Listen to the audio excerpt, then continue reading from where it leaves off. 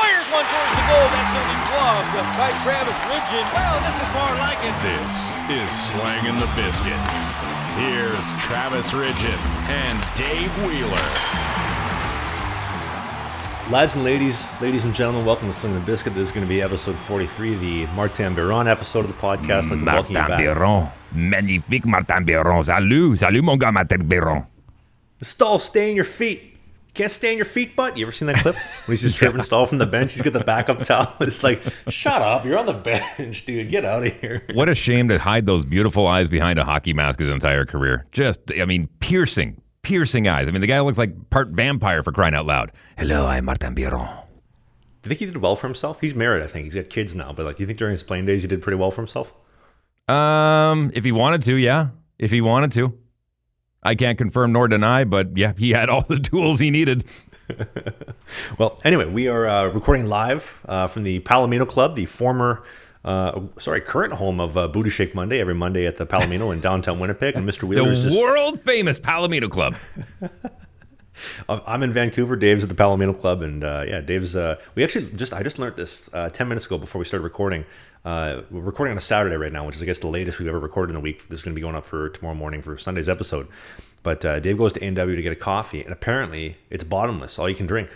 Well, I can't say it was bottomless. Here's what happened. So on my drive from where my head rests at night all the way to the studios here at Polo Park, I pass 2 Tim Hortons, 2 McDonald's, and one other possible place that could serve coffee, but it's not a drive-through. But only one's really convenient. The other ones are on the other side of the road. I have to detour real quick. So it was lined up 11 deep. And so I'm like, I'll go to one of the other ones. And they were all lined up and on the other side of the road. And so I parked here at the studios at Polo Park, and we're right next to one of the biggest malls, actually the biggest mall between here and Edmonton. Yeah, largest mall between here and Edmonton.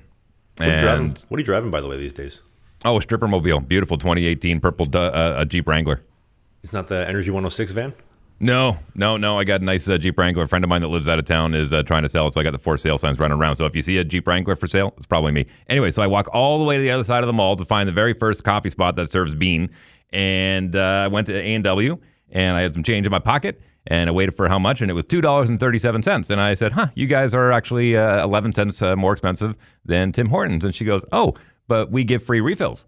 And I was like, really? And she goes, yeah, so come back anytime. And so she didn't say if it was one refill, but when I said, I'm on the all the way on the other side of the mall, and she said, well, do you want your free refill right now? So it's like 2 for 1 maybe. So she was going to give you a second cup of Joe on the house? Yeah. And the only reason I didn't take it is because I like, from my drive to, by the time I get there, the coffee cools down to a temperature that I like sipping it at. So I had to carry it like this the entire time. But if I had 2, I would have looked ridiculous. I would have looked like a waiter or something. All the way across the mall. Look like you're working on like core stability, just keeping the cups completely level. Just going for my morning mall walk. It's Saturday after all. I tell you, I got rinsed by this 12-year-old at my skate the other day. He was absolutely roasting me for my vehicle ownership abilities. So he asked me, he's like, what time do you come here? I was like, I usually get here like an hour and a half early. He's like, what do you drive? I was like, I don't own a vehicle. And he's like, what do you mean? Like, how do you get here? I take the bus and the SkyTrain. Looks at me, looks down, peasant, walks away. This 12-year-old kid. What? Wow. What an elitist. Where did they learn this crap? This kid was also trying to convince me. I guess he plays for the Burnaby Winter Club, and he was telling me, he's like, yeah, I skate for free. My parents never pay for ice. And I was like, you pay $70,000 a year. Your parents do, excuse me, not you. And then the ice is free. The ice isn't free. They paid for it eventually, or some way. Yeah. Well, listen, I remember, and this kind of fits in. I saw where this trend started happening. You remember the roller bags? The hockey bags that are on wheels? Yeah. I was never allowed to get one. My old man said, if you're man enough to wear it, you're man enough to carry it. Now, for when it came to goaltenders, he was willing to give a pass on that. They got a lot of heavy gear. Back then they did, not anymore. But goalies get away with it. They got a lot of gear to pack. That makes sense. But the rest, no. He did not like the roller bags. Actually, I'm probably the only person that takes public transit to their skates, right? Like I take my bag and everything, but I put it over my shoulder. And I got video the other day of I was walking through the waterfront station downtown Vancouver from the SkyTrain to the Seabus terminal. And there's video in the video version of the podcast. If you're on the audio version, you're just going to have to pretend to hear it or pretend to see it. But there's this old dude. It's 10 in the morning, 9:45, 10 a.m. And he's wheeling his bag with his sticks. And he just buzzes by me. He's just ripping down the terminal. And I asked him, I said, you coming from or are you going to again? And he's like, coming from. Rip 3 Genos. Just keeps on buzzing by right down the Seabus terminal. And the question I have to ask you, wheel bag or shoulder bag? What is the age cutoff? When can you, when can't you? I think anybody over the age of 12, if your bag has wheels, you don't. I carry my bag like a man. Put it over your shoulder, pop some blood vessels in that thing, carry the sticks, carry everything. Dave, I know you got 2 young boys. What would you say? Would you make them carry it over the shoulder? Absolutely. I make them carry their golf bags when we walk. No push cart. At what age? When they're alive. They're 5 years old. Put the wheel bag down, you pussy. Well, at 5 years old, we were out on the golf course and we'd only play 3 or 4 holes. But hey, those are your clubs. There's literally 2 straps on it. Put them on your back. Let's go. Those are your clubs. I saw somebody post on Instagram maybe a couple weeks ago that was like, "Oh, I like to wheel my bag because it's bad on my back, bad for my spine." Oh, just grow a pair, dude. Grow a pair. Put it over your shoulder. Come on. Carry it all. I take a backpack, a water bottle, my bag, pads, and sticks on the SkyTrain over the shoulder. No complaints. And I walked that thing 2 kilometers to the rink like a champ. Anyway. At what level of hockey do you have to stop packing your own bag? That's a good question. You have to stop? I mean, technically in Motor City, they did it for us. Like every time we go on a road trip, all of our stuff was packed and ready. But after they forgot my knee pads and then forgot my skates and back-to-back road trips, I was like, you know what? I appreciate you guys packing it, but I'll just unpack it and do it again for myself after just to make sure everything's in there. So I guess pro, because in college, nobody did it. We'd have to pack our own stuff for the road trips that we would go on at VIU. And junior, the same thing. We'd pack our own gear. So yeah, I think midget was the last time I packed my own gear. But you don't play anymore because you're missing an eye. Yeah, well, amongst many other reasons that have to do with age and health. Well, speaking of, you want to get into a little bit of playoff talk? I know we only got 2 series going on right now, soon to be, 1. But the Florida Panthers, what an incredible series led by Sergei Bobrovsky and Matthew Tkachuk. I think he's been passed by Bob for the Conn Smythe front runner, at least at this moment in time. But what do you think, Dave? Absolutely. 100% Matthew Tkachuk. You get that many game winners. He stood out. When he scored the goal with 3.7 seconds left, he stood out. Everyone else was waiting for overtime. They're just like, all right, let's just keep the puck. Don't make any mistakes. He was the only guy flying around the ice. The guy that's supposed to be the Conn Smythe Trophy winner is the guy that stands out. He stands out above anyone else on your team. But Bobrovsky's doing his job. He's doing that. That's what he's hired. Stop pucks. Good job. You're doing it really well. But he's standing out because he's Matthew Tkachuk, Conn Smythe. I have a story about Bobrovsky actually from a couple of years ago. So I think it was 2019, might have been early 2020. I'd gone down to Florida to watch Panthers Leafs, Panthers Flames. And a friend of mine that I was with at the game knew the equipment manager from the Panthers. And we went to see Bob because like Bob, Hellebuck, and I don't know, I guess the third guy is kind of in and out. But Bobrovsky and Hellebuck are like my 2 favorite goalies. And I'm coming to watch Bobrovsky. He's warming up like as if he's a starter. He's the first one on, first one off. And I get a text from the trainer to my friend. He's like, "Hey, Bob's not starting. Why?" Well, apparently he comes in the room after warm-ups and tells Quenneville, "I don't feel like starting." Quenneville loses his mind. But what are you going to do? Bob says he doesn't want to start. He's not going to start. So they start the backup. So from what I've gathered, it seems like he's the kind of guy, he plays well when he feels like it. And it's nice that he's finally feeling like it because he is just absolutely dominating. I would disagree with you. I think Bob is the Conn Smythe winner, hands down. Because the 50 saves games against Toronto keeps him in. Yeah, I gave up a couple squeakers here and there, but he made so many quality saves to keep him in, especially the overtime. 6-0 in overtime currently. You don't get that way because you're letting greasers. You're shutting the door. You're locking it down when the team needs a save. Definition of Grand Fear goaltending. Okay, so I'll put it to you this way. How many games do you think Bobrovsky won? And if we're going to go on shutouts, I think that's a pretty good metric compared to how many games literally has Matthew Tkachuk won for the team. Ooh, I would argue that every overtime game that he has won, because Boston, you have Game 7 overtime. That's a pressure cooker in Boston. That's an overtime win. So you're going to give him the win over the guy that scored the goal to actually win the game? You don't have the opportunity to win the game if Bob doesn't make a save. Like, he lets in the first shot of overtime every time. So it's the chicken or the egg. It's the chicken or the egg. What came first? To me, I listen, Bob couldn't have went down and scored the goal, so he couldn't have ended the game. He could just keep it going. Matthew Tkachuk, he ended it. It's true, but I mean, what goalie outside of Patrick Waugh, what goalie is skating past center ice to go make a breakout pass for the game winner? You know what I mean? Maybe Ron Hextall, but not to score a goal. He's chasing after Chelios in the corner like a lunatic. You ever hear the story about they had to lock him in the dressing room one time, like in the cage area? I was the one who told you that. That's why we didn't get the Patrick Waugh Ron Hextall fight in the late '80s, early '90s. Crazy. Wish we would have had that. But yeah, I'm going to say Bob is by far the above and beyond Conn Smythe winner. He's 10-1 6-0 in overtime. That's 4 overtime wins away from the NHL record. The 93 Canadians, Patrick Waugh, by the way. Most overtime wins in a playoffs since Jonathan Quick in 2012. Better stats than Jonathan Quick from 2012, where he ran the 8-seed Kings all the way to the Cup and won the Conn Smythe there as well. If Bob puts up a great Cup final, there's no doubt he's the Conn Smythe winner. You can't just say great Cup final, okay? So let me put a metric to it, because here's what was running through my head while you were saying that. Bobrovsky has to have at least one shutout and a 1-goal game in the finals, and Tkachuk has to have at least 4 goals and a game winner and an overtime winner, or very similar to what he did. In order to, I mean, they both have to play that well in order to knock one or the other one off. I think if Florida loses in 7, even if they did lose in 7, and Bobrovsky is lights out, runs another 920, 930, I think he could be the first since JS Giguere to win the Conn Smythe as the losing goaltender. Like, he's been that good with that many good saves. I mean, he went 101 Ron of 100. Ron Hextall's in that category too, believe it or not. Yeah, great company to be in. I mean, obviously not if you're losing the Cup, but you remember when JS Giguere won it? Like, you have all these guys who won the Conn Smythe previously. They're happy. They're like, get this trophy out of here. I want the mug. And then JS Giguere looks like he's about to, like, he's crying. He's upset. He's like, I don't want this trophy. We just lost Game 7. Get out of here, Gary. Yeah, no, it's true. I mean, it's it's the worst consolation prize ever. You are the most valuable loser. Good job.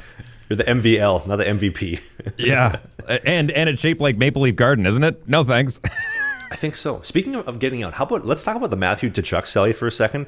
The score the game winner, get out, start the bus, we're going home. I'm done. The Forrest Gump. I love it. Straight to the dressing room.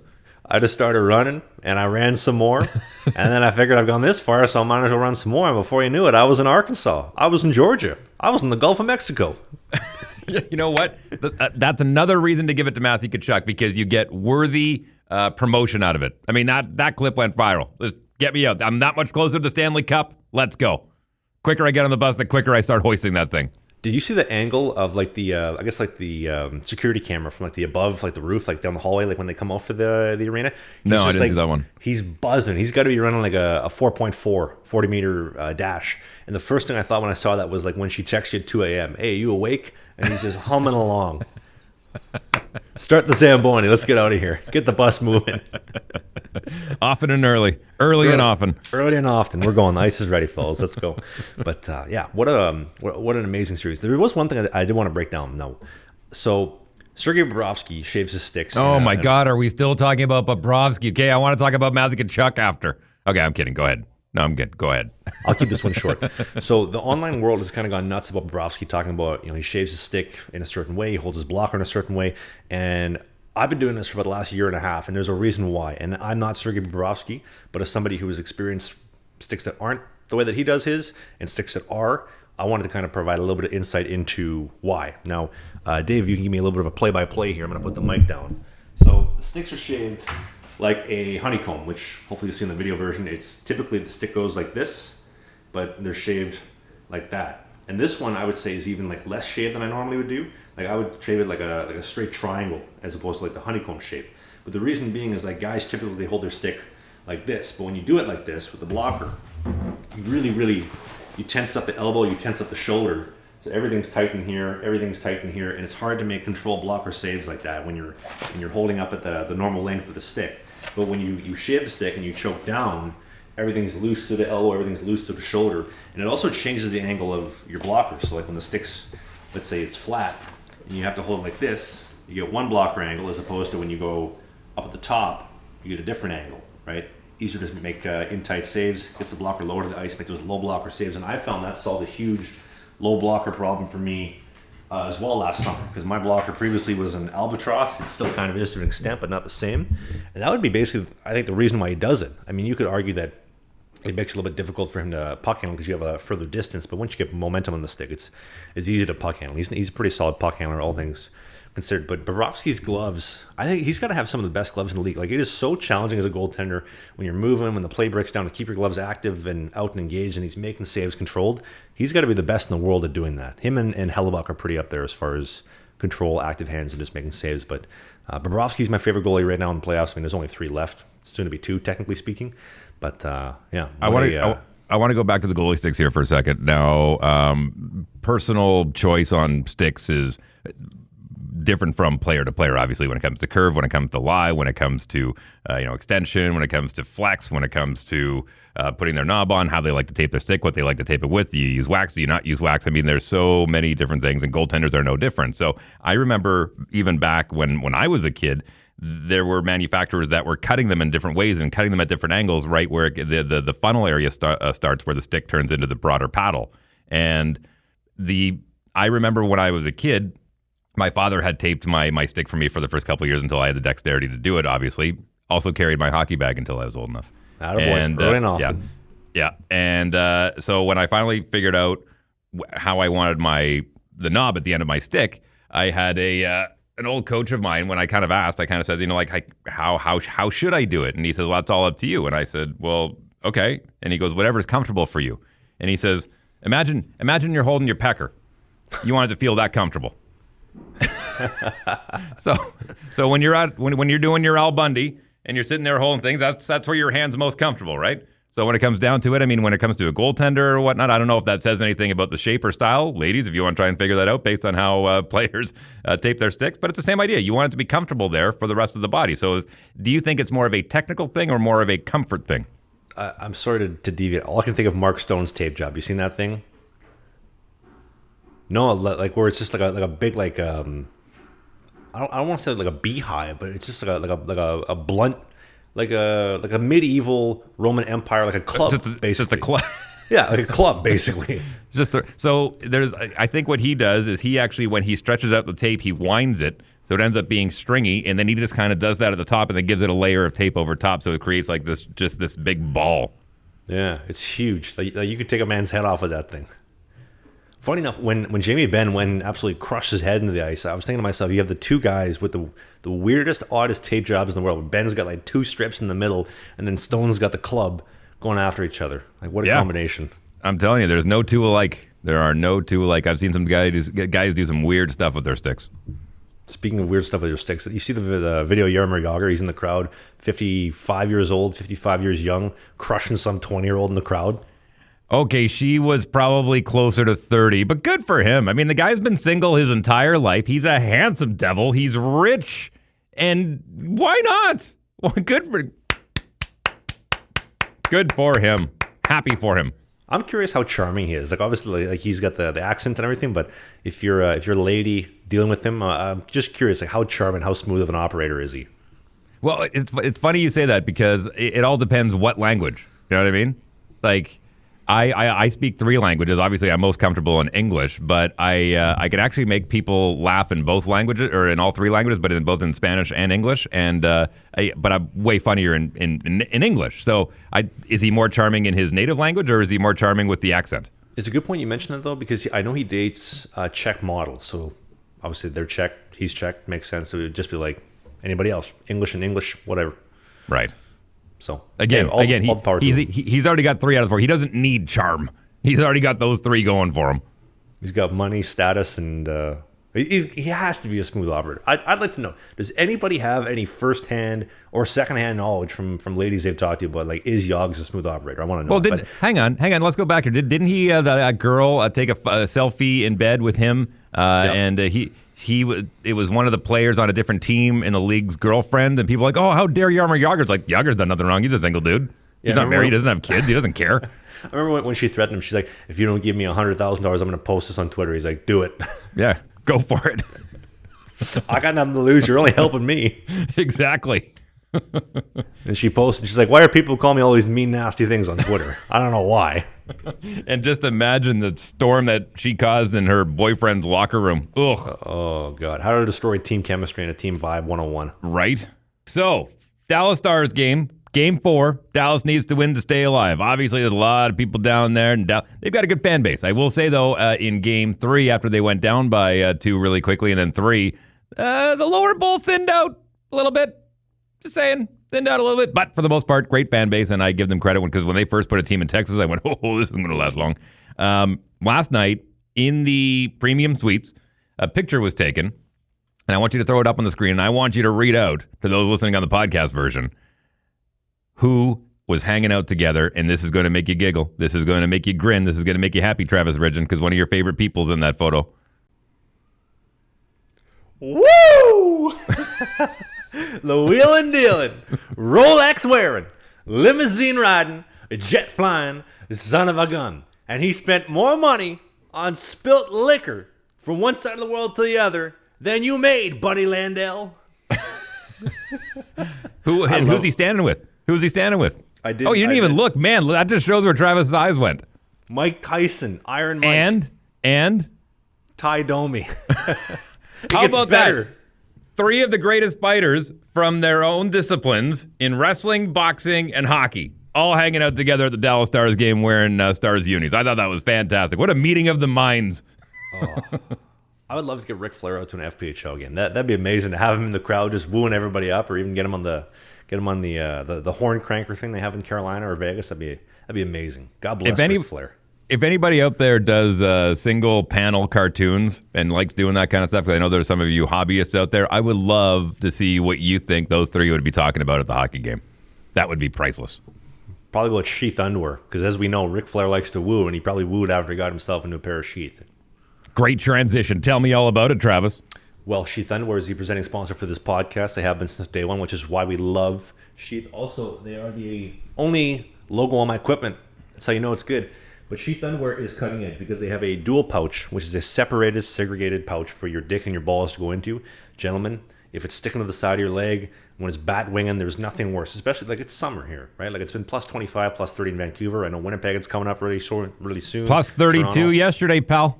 Perfect. So then you needed Sheath yesterday. And when you get a pair of Sheath, everything's compartmentalized. It's not touching, so your dick and your balls are separated. They can't touch the side of your leg.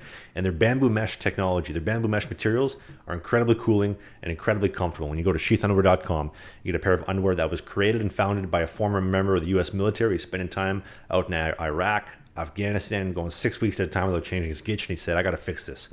Enter Sheath Underwear. Now, I hope that nobody's wearing their Sheath Underwear for 6 weeks at a time. But what I'm telling you is that it keeps you fresh, keeps you feeling good.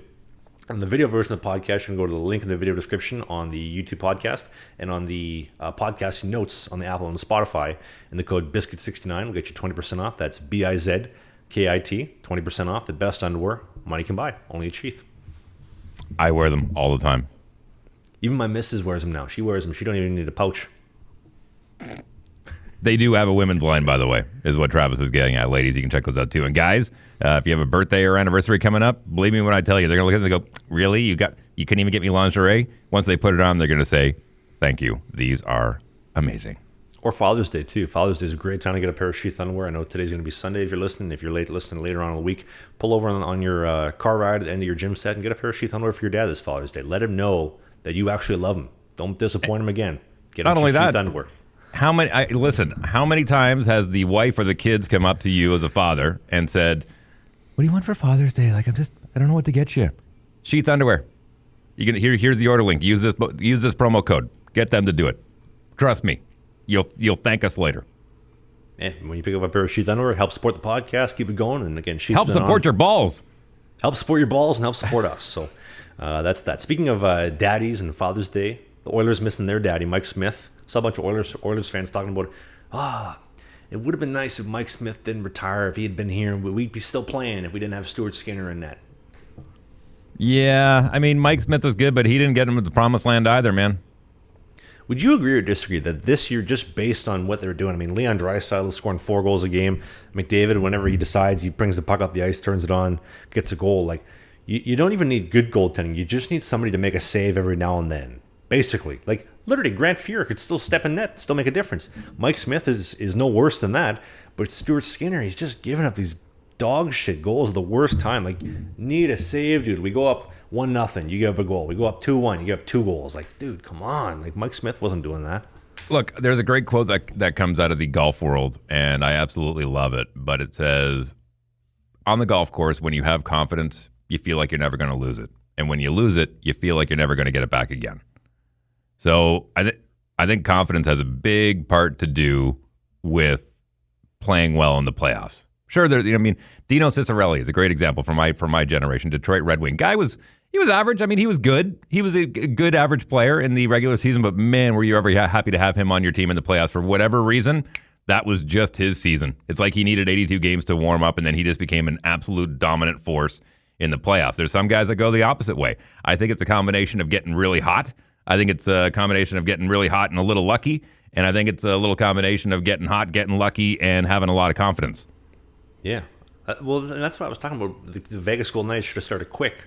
Granted, regular seasons, he's not the greatest, but come playoff time, like the guy was a playoff performer. He won 2 cups. He brought him to a conference final. Even when they got swept by Vegas like 5 or 6 years ago, dude's making like 60 saves a game, keeping them in 1-goal games. Like you got to get a guy who's got that confidence and that playoff pedigree. But hey, what do I know? They're going to be, unfortunately, I hope Dallas comes back, but I think Vegas is going to eliminate them. We'll go to Vegas Florida Cup final and pray to God that Bob can put him to bed in 5. Well, look at this metric. Look at this metric too. You have confidence with the Boston Bruins. They win the President's Trophy with like 15 games left in the season. They're like, we're the best team in the league. We're going to win the Stanley Cup, and then best team in history.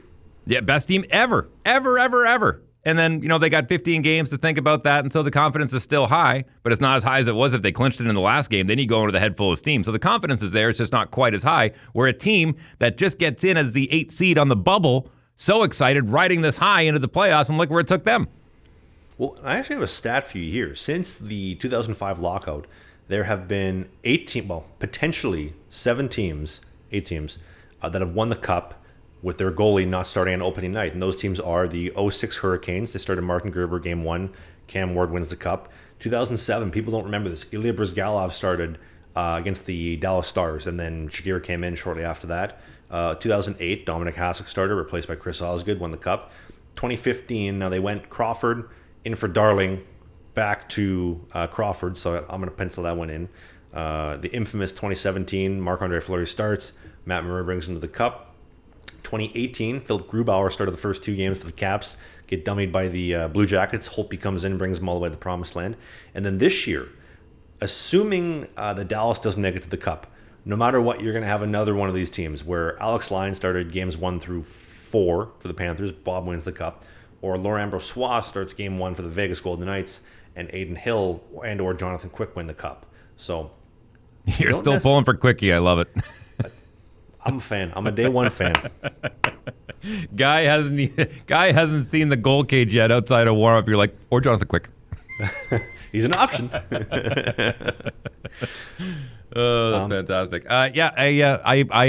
The fact that I've seen people online saying, "Oh, the NHL has a regular season problem. Like, why are we playing all these games and blah blah blah? If the top team's going to get knocked out." You look at the Tampa Bay Lightning. That happened to them. It happened to the Boston Bruins. Yeah, it's been happening for the past 100 years. And President's Trophy is exactly listen. When you're sitting at the poker table, they say all you need is a chip and a chair. Right? Same thing in the NHL. You get to the playoffs, anything can happen. It's true. I did want to clarify too, because I've been taking a little bit of heat on the short form social media, on the Instagram, the TikTok, and on our video version of the podcast too. People have saying that a lot of my hot takes are just for clicks. Every take that I put in, and Dave as well, it's what we actually think. It's what we actually believe. It's what we're thinking. That's why they're hot takes. It's not for clicks. It's just this is how we see things. They are edited sometimes, and it takes away some of the context, but for the most part, the best option, as you are right now listening to this podcast, you can get the full context of what we're talking about, but sometimes you just make judgments on these tiny little clips. Yeah, the short form content is sometimes hard to get the context of, and like you just mentioned, like the editing job on the short form stuff is to bring you into the full video version so you can get an understanding of what we're talking about. But this is always the best way to get the full version of the context and the clips, and hopefully you're enjoying it. But the next thing Speaking of which, great opportunity to mention that if you want to support the show, you can jump on Patreon, and we have a really great offer for some eye candy. Yes, this is brand new breaking news, hot off the press. Today's Saturday. The video going up on Sunday for the podcast. Just finalized this last night. So if you are a Patreon member, $5 a month will get you the Patreon exclusive members only episode. It'll get you the rookie cards from Motor City and Varberg from this year. If you are a $10 a month member, you're going to be getting the brand new 6-piece collector series card. These are just regular printed cards, all from my time in Arberg and Lundar Junior, college at VIU, 2 years in Sweden at Varberg and Flemingsburg, and then Motor City card as well. Those are going to be just regular printed. That's a $10 a month membership, where the cards should be coming in inventory-wise probably in the next week, 2 weeks. Then be able to ship them out shortly. But if you're a $20 a month member, there's going to be these new holo printed cards. There's a holo print from Motor City, a holo print from Varberg, and there's going to be a third card coming, which is going to be with my brand new team, which we're not going to talk about that yet, but that'll be a 3-piece set for the $20 a month members. So again, if you want to join the Patreon page, there'll be merch and mugs, which I have to work on sometime in the next week, 2 weeks, and get all these perks just for supporting the show. And your support is appreciated as always. You don't have to, but if you got a couple extra bucks, you really enjoy the show, and you want to get some awesome perks, this is how you do it. What should I put in there? I don't have much left, but what should I put in there? $3. They what? $3. $3. No, I mean, as far as like, what could I offer? What could I offer to incentivize people? Well, I think if you're going to be running in the election this coming fall for the and so if those who don't know, if you're not from the city of Winnipeg, so Dave has ran for office previously in the city of Winnipeg under the No Pants Party, the No Pants political party. So maybe we can get some No Pants Party shirts for the members.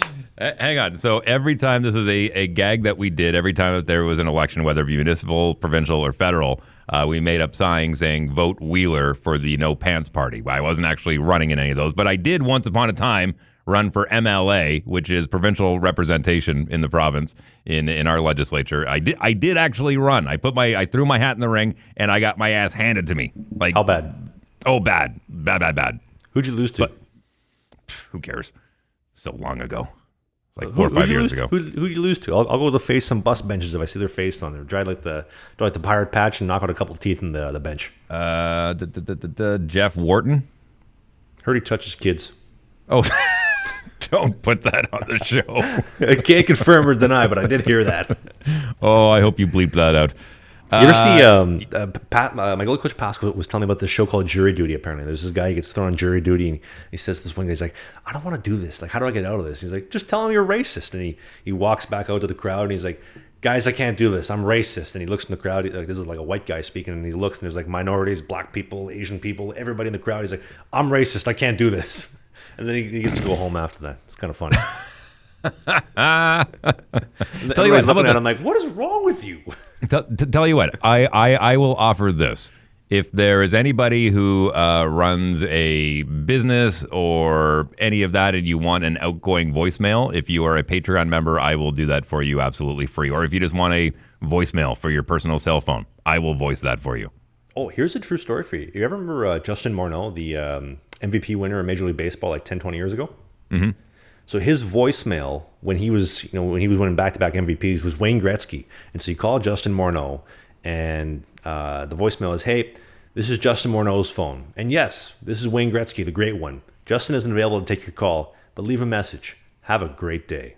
That was wow. It. That was his voicemail. True story. That's really good. I like that. Legendary.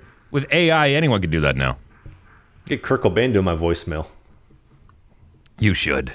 Oh my God, you should. That'd be awesome. That'd be fantastic. Speaking of which, I think your political career probably lasted a little bit longer than Grunge did, no? Oof. No.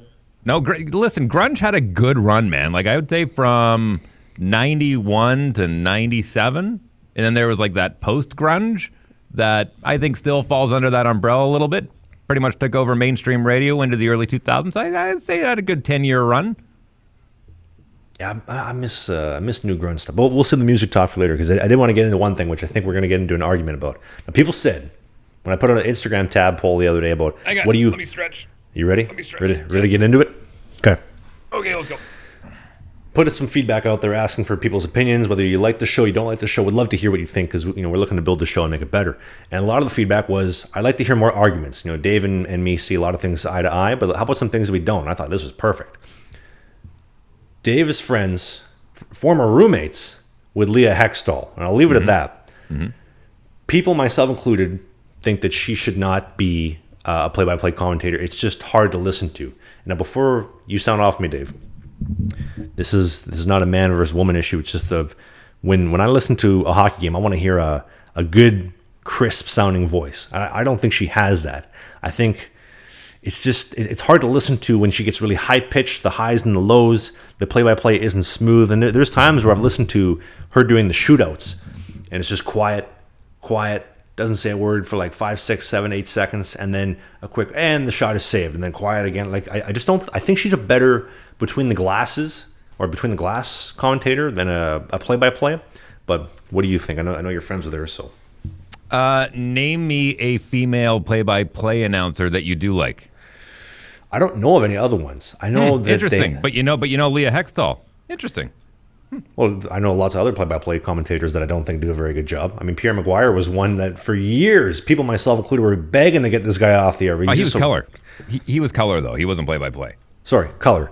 But he was just so hard to listen to and just so cringy. And I'm not saying she's as bad as Pierre Maguire, but it's tough to listen to. Like, I will purposely, like, when she's commentating, I'll turn the audio off and I'll just watch because it's hard to listen to. But when you got guys like Doc Emmerich or who's the guy on TNT that's doing it now?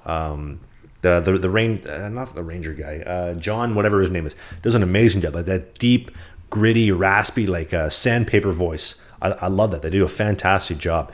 Remember Dave Strader, too. He used to do an amazing job before he passed away.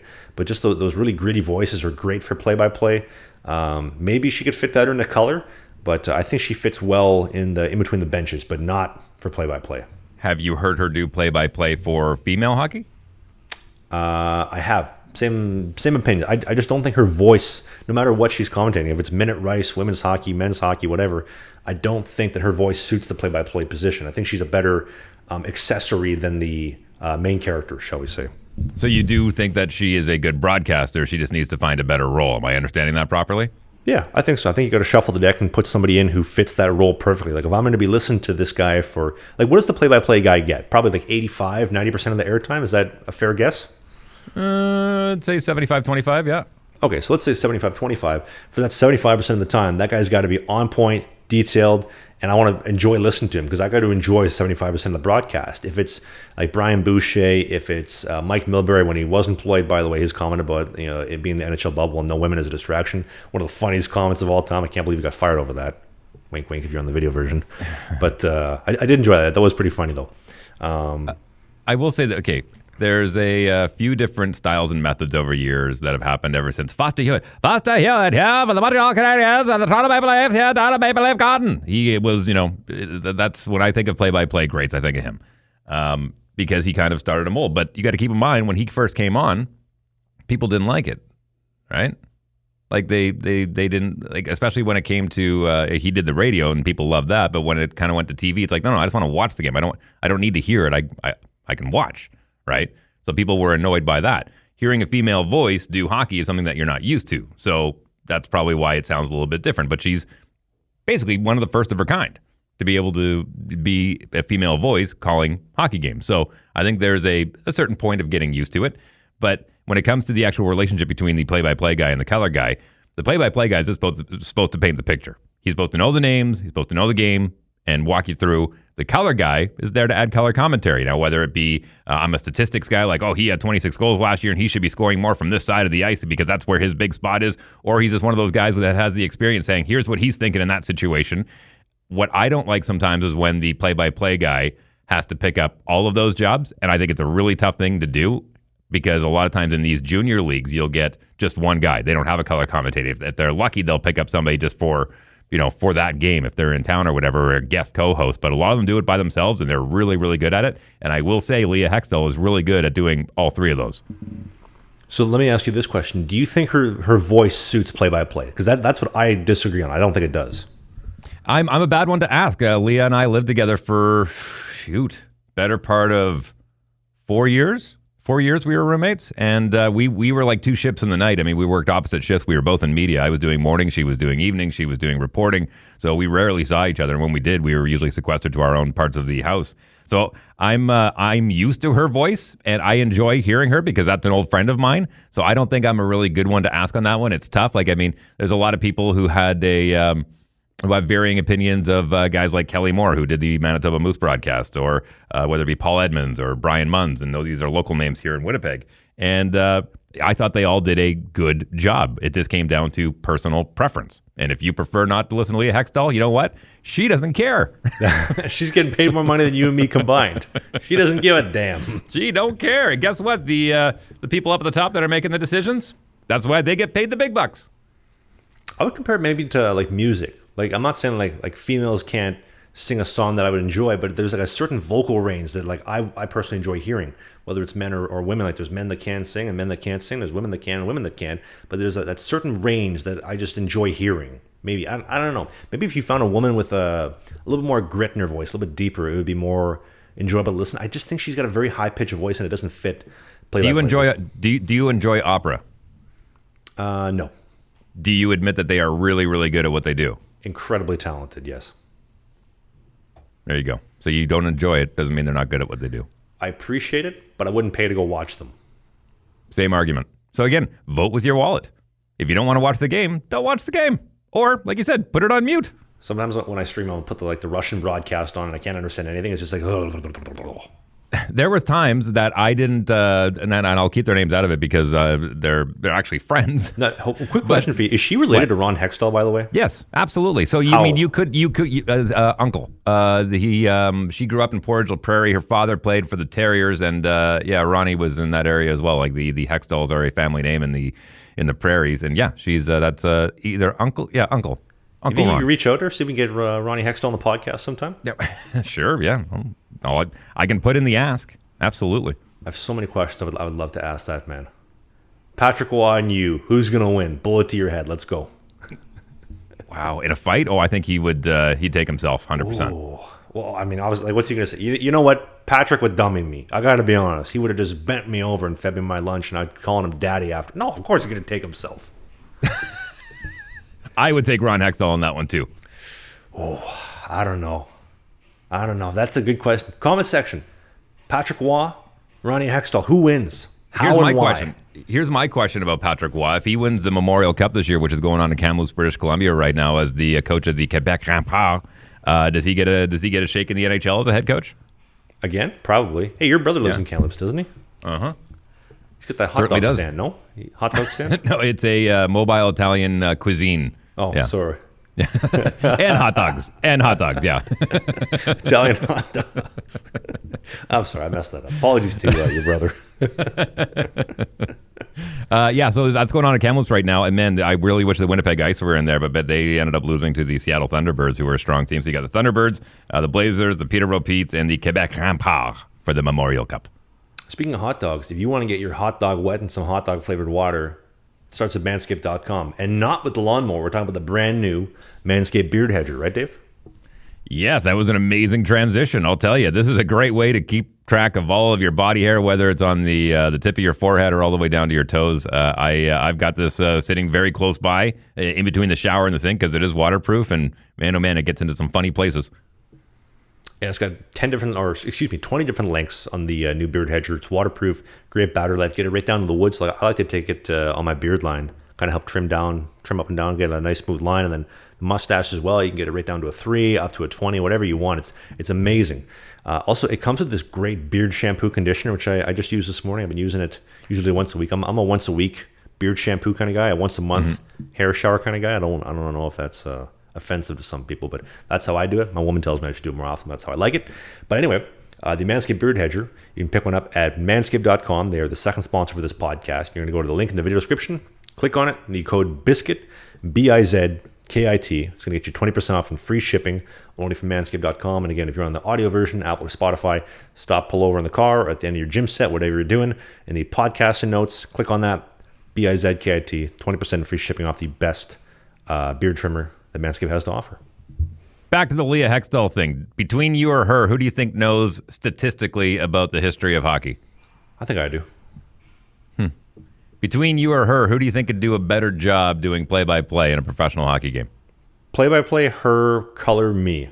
You got to remember, Dave, I may be the most autistic person that you know that doesn't totally exemplify that. Like I have these like train facts going in my head throughout the day, like all this type of stuff. I have hockey facts. Like I'm an encyclopedia of knowledge that I throw in the videos sometimes, and I don't know. I think I could outdo her possibly. But actually, why don't we do this? Here's a better one for you. I know this is a couple years old. I haven't really seen anybody take this stance or this point of view. Don Cherry, Ron MacLean. So Don Cherry, patriotic Canadian, you good Canadian boys, Remembrance Day, asking people to go out and wear poppies, appreciate the freedom that you have, appreciate the men and women who gave their lives, paid the ultimate price for you to have freedom, wear a poppy, gets fired for saying that. Ron MacLean, absolute weasel, snake in the grass, went and hid behind the bus and threw Don Cherry under the bus while he was hiding, lurking in the background. And now Ron MacLean is the head of Hockey Night in Canada. I think they should have fired him a long time ago. I think they should have kept Don Cherry. What do you think? Hockey Night in Canada has not been the same since Cherry left. No, I agree. They've gone through a revolving door of people that they're trying to fill that kind of the coach's corner, right? And you got to be honest with me, though. CBC has the worst by far the most cringeworthy, unlistenable intermission show possible. Like Ron MacLean doesn't have really any hockey playing experience. He has that poetry that I know that you're a big fan of, and I don't mind that as well. But outside of that, Kevin Bieksa is the only highlight. The rest of it is just a bunch of meat sticks that I generally don't think know what they're talking about. I think they're idiots. They're hard to listen to. I really do. Don't hold back. Tell me how you really feel there, Travis Ridgen. Let me tell you this. Ron MacLean may not have professional playing experience, but he was a referee in the WHL for the Red Deer Rebels for close to a decade, if memory serves me correctly. So it's not like he hasn't been on the ice around some very high-level hockey. I don't think he leans on that as far as his expertise, but he is an incredible host. He is smooth as silk, and you want to talk about an encyclopedia of knowledge. You mention any small town anywhere in Canada, and he will tell you who lives on the corner of Main Street and First. He will tell you what they do for a living. He will tell you how much he paid for the pastry that he picked up at the corner store and what their main export or import is in any city. Like, he is unbelievable. He has got a steel trap of a memory. Now, in saying all that, do I think what he did with Don Cherry was a little underhanded? Yeah, I don't think he had to throw him under the bus the way he did, but I don't blame him for keeping his job. He was riding a level of, I mean, you had milquetoast Ron MacLean, who would not say poop if his mouth was full of it, and then Don Cherry, who was on the other side of the spectrum, and you put these two together trying to find a middle ground, and that's why people tuned in to Coach's Corner. That's why people tuned in to see what Don Cherry was going to say next. Not Ron MacLean, but Ron MacLean was the bubble around Don to try and make sure that he stayed within the parameters of what they could put on the air. And he flirted with that line a few too many times. I don't think he should have been fired for what he said. That's what you hired the guy for. When you play with fire, you're going to get burned. But what he got fired for was absolutely ridiculous. I don't blame Ron for keeping his job. I don't think he should have walked away with Don. I don't think Don should have gotten fired, but I think he could have handled it a little bit better. That's where he faltered. As amazing as he is, and I've interviewed him before, I think he's an incredible man. I've shook his hand. I think it could have been handled better. But hey, water under the bridge on this one. When it comes to the broadcast and it comes to the panel, Kelly, Hrudey, and I almost got into a fist fight after a speaking engagement for the Yearling Foundation once upon a time when I was emceeing and he was the guest speaker. We started talking about the ethics of coaching. If you really want the Reader's Digest version of the story, it had just come out that a Western Hockey League team had gotten their asses handed to them. I can't even remember the teams. I can't remember the year. But the coach said, take your skates off, take your gloves off, get on the bus. And he made them ride home in a bus. I think it was a 2 or 3 hour bus ride. I'm not 100% on that, but made them ride home in their bus. And he was like, that's abuse. That's, bad for their this and that and blah, blah, blah. I remember my coaches, and maybe just because I went through it, I said, man, way worse happened when I was playing. And I said, you and I kind of grew up around the same era for the most part. You're older than me. So, but you went through that stuff too. He goes, yeah, and it was abuse back then. And then he said, I bet your father didn't hug you very much when you were a kid. And I said, excuse me? Like, he actually started going on how I was raised. And then, chairs came out, standing up. There was a few fingers pointed, had to get broken up a little bit. But hey, listen, I think he is okay. I didn't like his behind the mask segment, but I thought he was okay. He's okay on the broadcast. I think Kevin Bieksa is great. I've known Kevin Bieksa for a long time when he played with the Manitoba Moose. He has more to say now than he ever did when he was playing with the Manitoba Moose. When it comes to Elliot Friedman, I think he's very knowledgeable. I think it's a good panel. It's not the worst. And I don't even like the CBC. I disagree. Like, Kevin Bieksa is the only reason I listen. I think Kelly Hrudey is an idiot personally. I don't think any of the information that he gives is relevant. I think most of it's stuck in the 90s. And to your point, though, I would agree with you specifically that... Jennifer Botterill, too. I think Jennifer Botterill is wonderful. I also know her. She's a lovely human being. I have this conversation with my mom during the season, right? Like, my mom is one of my biggest fans, right? So I tell her, things that go on in Motor City, the things that go on in the Fed. It's like, that's not right. You shouldn't tolerate that. You shouldn't have to put up with that. And I say, well, yes, but that's what I signed up for. So if coach says, get your shit off, get in the bus, we're going to ride in our gear, and we're going to go bag skate at 6 a.m., you pussies, guess what? I'm going to do it. That's part of the job description. Is it abuse? Yeah, if you want to be soft about it. But guess what? Like, in my childhood specifically, there's a lot of things that my dad did that I look back on, and I kind of shake my head at the time, but I look back now and I say, although my dad is a little bit of a meat stick, he did set me up for success and made me tough and my dad gave me a hard childhood, but he really set me up for success as an adult. And I think that when you embody the mentalities of the Kelly Hrudey's of the world, you create these kids that are soft as shit. They can't deal with any adversity, dude. Like, you can't. The amazing thing is, he hit pretty close to the mark because he was right. That your dad didn't hug you very much as a kid? I mean, he must have hit pretty close to the mark to get him all riled up like that, eh, kid? There's me in the back. I don't think he bought himself a pair of Sheath Underwear. That's why his dad's all pissed off. Make it all good with Sheath Underwear this Father's Day. Well, ladies and gentlemen, this is Slangin The Bizkit. This is episode 43. We're going to be doing new episodes, as we always do, every single Sunday at 11 a.m. Eastern, 10 in Winnipeg, 9 in Calgary, 8 in the West Coast. I want to thank you for listening. Join the Patreon page. You get amazing perks coming up very soon in the future and currently at this moment in time. Thanks to Sheath and Manscaped for sponsoring the show. My amazing co-host, Dave Wheeler. He has the #1 morning radio show in the city of Winnipeg, has for 20 years. Wheeler in the Morning. Give it a listen if you enjoy this podcast. I know it's a little bit shorter this week, but if you want more, go listen to his morning show. And I look forward to seeing you, and Dave as well, next Sunday.